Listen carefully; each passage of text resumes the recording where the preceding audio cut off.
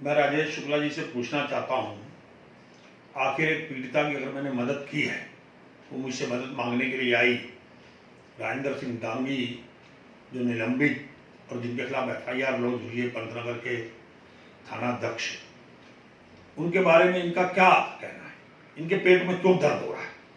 जब पीड़िता ने आगे बताया कि मेरे से उसने अश्लील बातें की 1 साल पहले, उनको पहले तो आपने जेल में भिजवा दिया उस पीड़िता पक्ष को, पूरे परिवार को, फिर वो निकल गया है उनके यहाँ, फिर 1 साल बाद फिर हमला होता है, हमले की वो FIR लिखाने जाते हैं थाने में, उसको बैठाकर उनको पीटा जाता है, थाने में अभद्रता की जाती है, आप उनकी FIR में लिखने दे रहे हैं। 1 साल तक पिछले 1 महीने तक उनकी FIR में लिखी गई, 6 तारीख से लेकर आज कितनी तारीख हो गई, 1 महीना हो गया।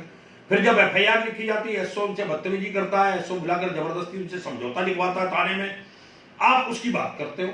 अगर पीड़िता ने अगर मुझसे कहा है और मैं DGP के साहब के पास ये मामला लेकर गया, उन्होंने जांच कर निलंबित कर FIR के आदेश दिए और कप्तान उस FIR को नहीं लिख रहा और मैं प्रदर्शन कर रहा हूँ, आपके पेट में दर्द हो रहा है। क्या लोकतंत्र नहीं है क्या इस देश के अंदर? क्या हम महिलाओं की बात उठा सकते हैं?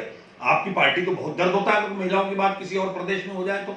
आपके प्रदेश के अंदर एक महिला के साथ इतनी बड़ी कांड हो रहा है, उसके साथ अश्लील बातें हो रही हैं और आप उसको घुमा रहे हो राजनीतिक दृष्टि से। शर्म आनी चाहिए।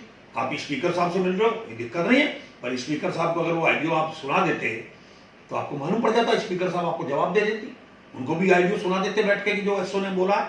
आप मुख्यमंत्री जी को भी सुना देते ऑडियो, मुख्यमंत्री जी भी आपको बता देते। एक और आप कहते मुख्यमंत्री जी ने बहुत अच्छा आदेश किया कि इसमें कार्रवाई होनी चाहिए, एक और आप राजनीति कर रहे हो। एक और अगर उनकी पीड़िता का मुकदमा लिखा जा रहा है तो फिर आपके दर्द हो रहा है। तो आप अगर खड़े किसके साथ हो? आप हो किसके साथ?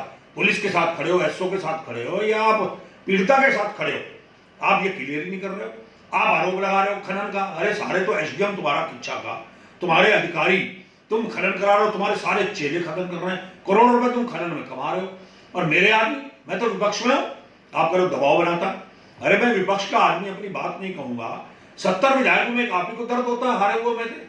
अरे 70 लोग तो हारे हैं ना, 69 लोगों को तो दर्द नहीं हो रहा, तुम्हें दर्द हो रहा है कि तुम हार गए। रोज कोई ना कोई नई बात, रोज कोई ना कोई नई बात। आगे क्या कहना चाहते हो?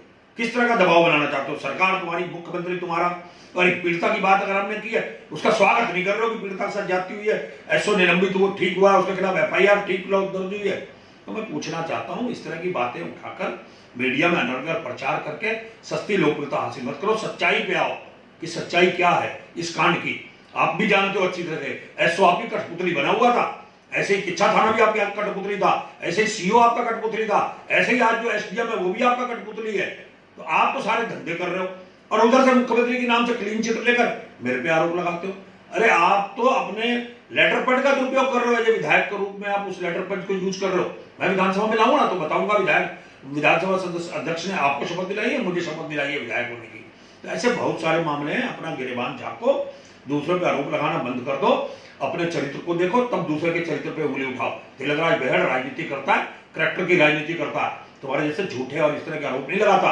आपने कहा दलित महिला अगर उसका बलात्कार हुआ तो FIR क्यों थाने में दर्ज हुई?